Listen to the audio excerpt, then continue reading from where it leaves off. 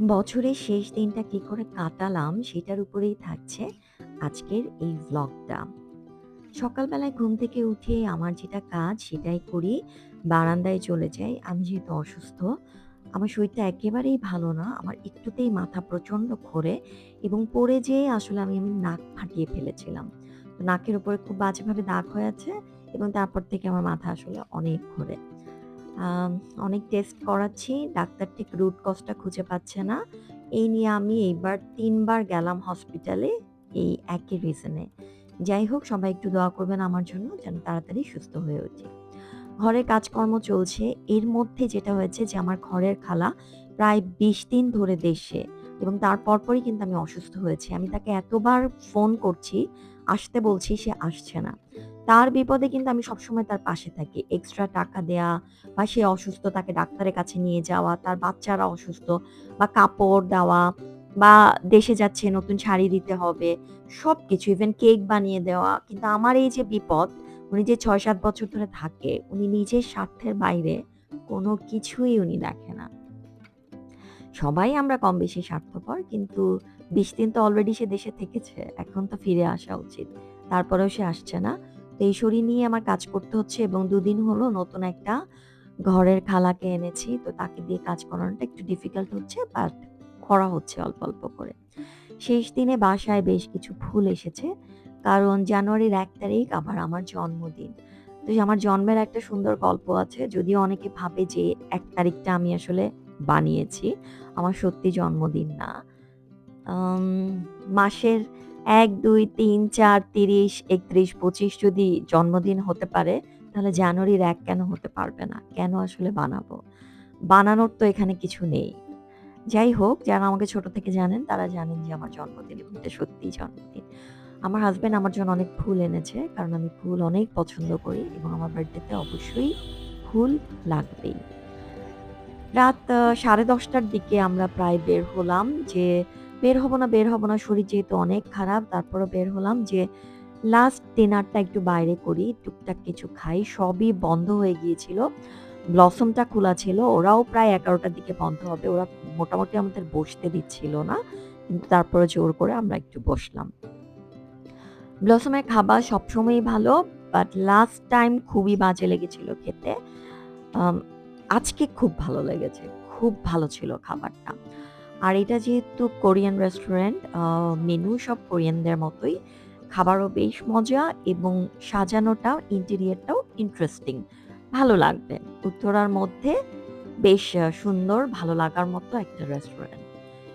বসলাম, একটু ভিডিও করলাম। ওদের মেনুটা দেখেন, কত ইন্টারেস্টিং একটা মেনু। দেখেই খুব ভালো লাগবে আপনার এবং ফুডগুলা খুবই ডিফারেন্ট টাইপের। সো আপনি এখানে অনেক এক্সপেরিমেন্টাল ফুড পাবেন। মানে ওয়েল ডেকোরেট করা, লাগবে দেখতে আপনার ফুডগুলা। মানে খাবারের অ্যাস্থেটিক্যাল লুক কিন্তু ভালো লাগে ইভেন রেস্টুরেন্টেরও।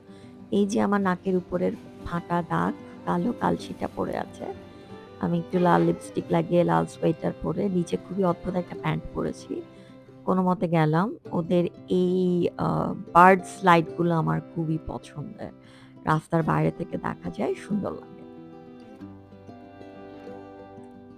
নানা রকম বাঁশ গাছে পান্ডা রয়েছে। দেখেই বোঝা যাচ্ছে যে এটা কোরিয়ান রেস্টুরেন্ট। কারণ সাজানোটাই ডিফারেন্ট। অনেক স্মার্টলি সাজানো বা অ্যাসথেটিক্যালি খুব সুন্দর সেটা বলব না। কিন্তু খারাপ লাগে না। একটু ডিফারেন্ট ফ্লেভার পাবেন। খারাপ না, নট ব্যাড। ব্লসমেরই একটা শাখা রয়েছে আপনার উত্তরা শেফস টেবিলে। বাট খাবার খুবই বাজে। যে কয়বার খেয়েছি খুবই বাজে খাবার ছিল। কিন্তু এই ব্লসম রেস্টুরেন্টটা ওদের মেইন এবং এখানকার খাবার ভালো। বাঁশ গাছে প্যান্ডা দেখতে বেশ মজা লাগে, ভালো লাগে। ইন্টারেস্টিং ভাবে সাজানো।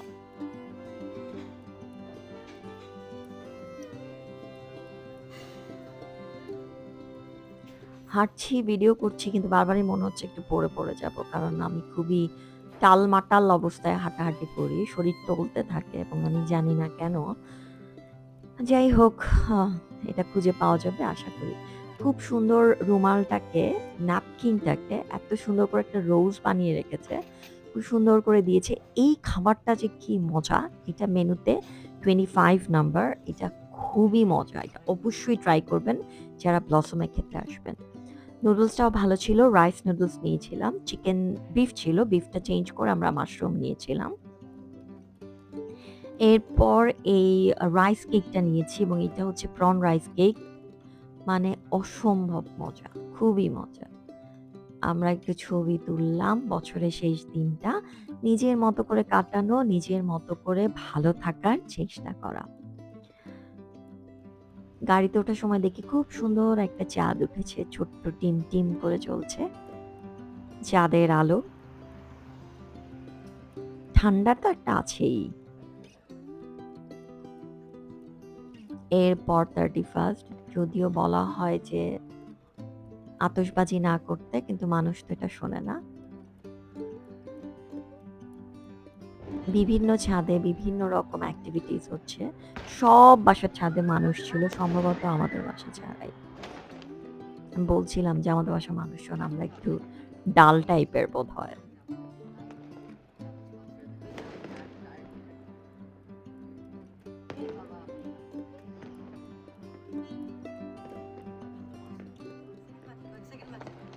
বারান্দাতে বেশ খানিকটা সময় আমরা কাটালাম। আতশবাজি দেখলাম। কিন্তু বারবারই মনে হচ্ছিল কয়েক বছর আগে কিন্তু এই আতশবাজির কারণে ২-১ টা ছোট শিশু এবং বৃদ্ধ মানুষ মারা গিয়েছিল হার্ট অ্যাটাক করে। আমরা কেন এই আনন্দটা করি আমি জানি না। অল্প কিছু করলেই হয়। বা গভর্নমেন্ট থেকে একটা কোনো জায়গা থাকা উচিত যে যেখানে এই আতশবাজি ফোটানো হবে সবাই দেখতে যাবে।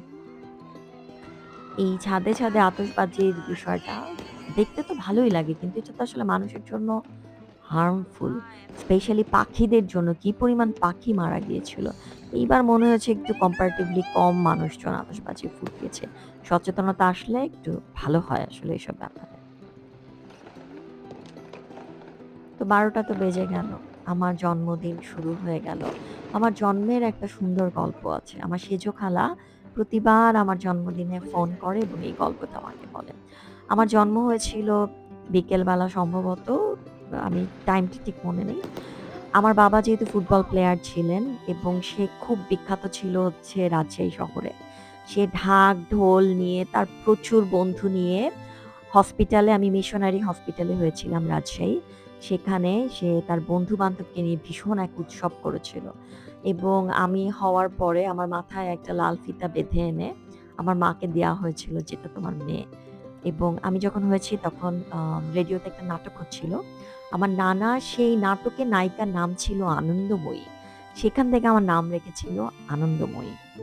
তো তারপর থেকে আমি আনন্দী হয়ে যাই এবং আমার খুব প্রিয় মানুষরাই আমাকে আনন্দময়ী নামে ডাকে। আজম খান আমার বাবার ভালো বন্ধু ছিলেন। তো আমার জন্মদিনে তিনি এসেছিলেন গান গেতে।